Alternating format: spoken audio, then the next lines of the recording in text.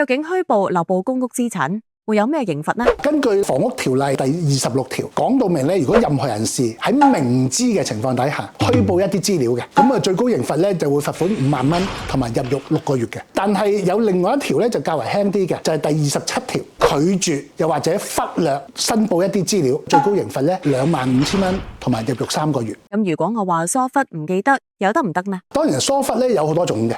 如果填表嘅人除咗要填表之外咧，仲要簽名嘅。咁有啲人咧自己係唔識字，交咗俾其他人去填寫咧，咁我就純粹簽名嘅啫。我簽名我冇睇啊，呢個咧典型嘅疏忽。